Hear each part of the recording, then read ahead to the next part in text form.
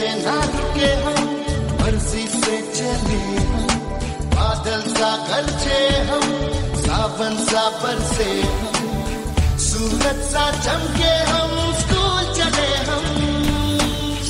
चले हम। Morning students, welcome in NSQFIT classes. आज हम एक्सेल का सेशन नंबर 7 करने जा रहे हैं। जो हमारा आज का जो सेशन है वो इफ़ कंडीशन से रिगार्डिंग ही है, जो हमने पिछले सेशन में यूज़ किया था। पिछले सेशन में हमने सिंपल इफ़ यूज़ करना सीखा था कि how to using the if. तो इफ़ का मीनिंग आपको मैंने लास्ट टाइम बताया था कि इफ़ का मीनिंग होता है कंडीशन अप्लाई करना। कंडीशन ट्रू भी हो सकती है और कंडीशन फॉल्स भी हो सकती है। जो आज का हमारा सेशन है that is about the nested if. Nested if का कहाँ यूज़ करते हैं? जहाँ पर इफ़ के अंदर एक और इफ़ अप्लाई किया जाता है, then using the nested if. अब नेस्टेड इफ़ बहुत सारी जगह यूज़ किया जा सकता है। जैसे कि मान लो आपके घरों में एक इलेक्ट्रिसिटी बिल आता है, तो जब भी हमें इलेक्ट्रिसिटी बिल तैयार करना है then we using the nested if condition. कैसे अप्लाई कर सकते हैं? जैसे मान लीजिए आपने एक तो बिल आता है अकॉर्डिंग टू रीडिंग वाइज, कि जैसे कितनी रीडिंग कंज्यूम की है। इसके अलावा आपके पास एरिया वाइज भी होते हैं कि आप किस एरिया में रहते हैं, कि जैसे रूरल एरिया में रेट ऑफ जो यूनिट्स हैं पर यूनिट वो डिफरेंट होता है, अर्बन में डिफरेंट होता है और कॉमर्शियल में डिफरेंट होता है। मान लीजिए हम यहाँ एक सीट उसी से रिगार्डिंग यूज़ करते हैं। मान लीजिए एक तो एरिया वाइज है, मान लो हमारे पास 3 एरिया हैं, जैसे रूरल है। अब रूरल एरिया में अगर कंडीशन अप्लाई कर दी जाती है कि जैसे रेट पर यूनिट है कि अगर 200 यूनिट तक पर यूनिट 2 रुपीज़ का रेट है, अबाउट 200 है और अप टू 400 है, क्योंकि वहाँ unit of measurement come consume होता है, तो मान लीजिए रेट पर यूनिट 3 रुपीज़ का है। और अबव 400 जो रुपीज़ है दैट इज़ द 4 रुपीज़ और 10 पैसे का रेट है। मान लीजिए इस टाइप से एक सीट है। मान लो सिंपल एक एग्जांपल लेके चलते हैं कि एरिया अगर रूरल है तो 200 तक 2 rupees, 2 to 400 3 rupees, 400 above 4 rupees 10 पैसे। अगर आप रूरल की बजाय अर्बन में रहते हैं, मान लो शहर में रहते हैं, तो शहर में आपका जो रेट है दैट इज़ 300 यूनिट तक पर यूनिट रेट है। सपोज करिए 3 रुपीज़ 50 पैसे या 3 रुपीज़ का रेट डाल दिया। मान लो 300 to 600 जो हमारा यूनिट अगर कंज्यूम होता है तो एक यूनिट का रेट है मान लीजिए 4.8, 4 पे 80 पैसे। और अबाउट 600 मान लीजिए हमने एक रेट डाल दिया कि that is the 6 rupees per unit. तो ऐसे आपने एक सीट तैयार करनी है जिसके अंदर ये चीज़ें आपको अप्लाई करनी है। तो एरिया भी हमने 2 लिए हैं, रूरल और अर्बन, कि अगर रूरल आता है तो ये, अर्बन आता है तो इस टाइप से। तो अब यहाँ पे इफ़ कंडीशंस कैसे अप्लाई करेंगे, ये चीज़ें आज हम प्रैक्टिकली यूज़ करना सीखेंगे। तो अब जैसे एक एक्सेल के अंदर आ गई, अब हम यहाँ पे अगर वही सीट बनाते हैं तो आपकी सीट में क्या क्या फील्ड हो गई, जैसे मीटर नंबर हो गया, क्लियर है।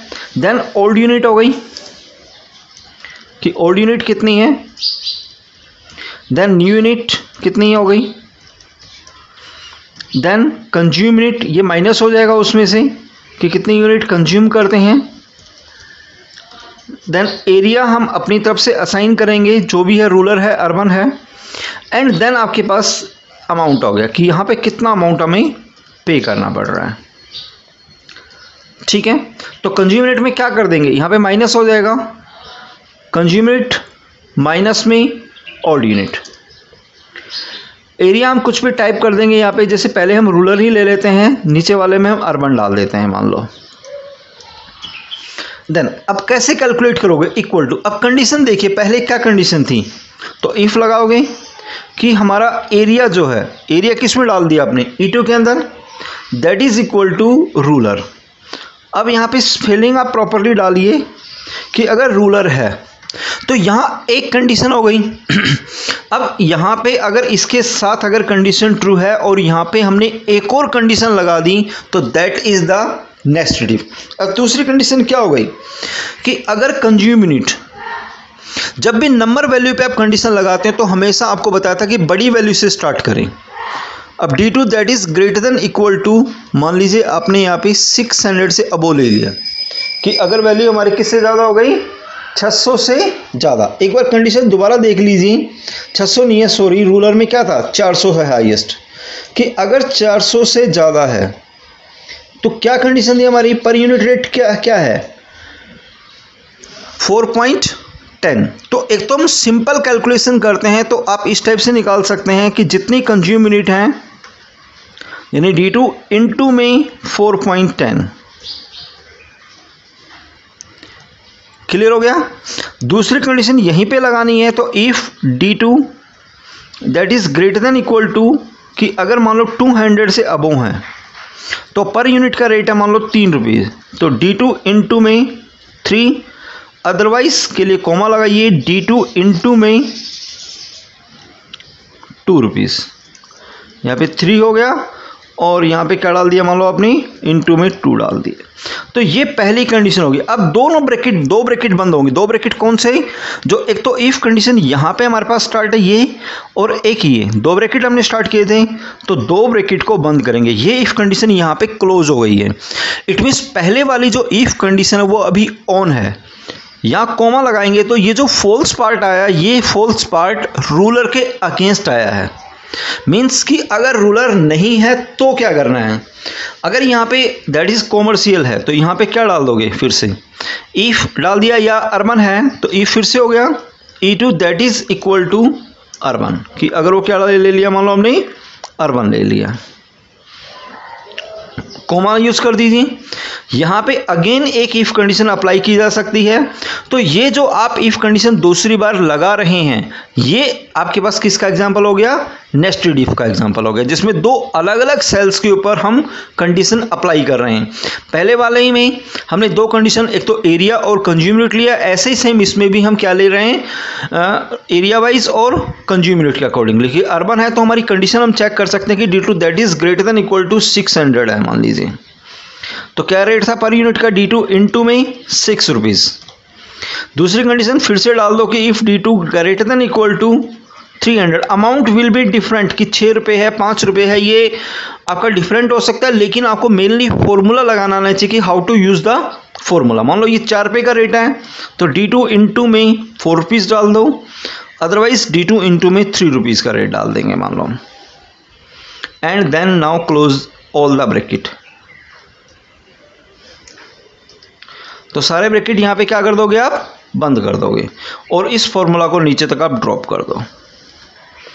अब सिर्फ क्या करना है हमें यहाँ पे कि कंज्यूमर रेट डालनी, जैसे यहाँ पे 200 हो गई और यहाँ पे मान लो आपने 500 डाल दिया, तो अपने आप बिल देखिए आपका 3 रुपीज़ का रेट आ गया।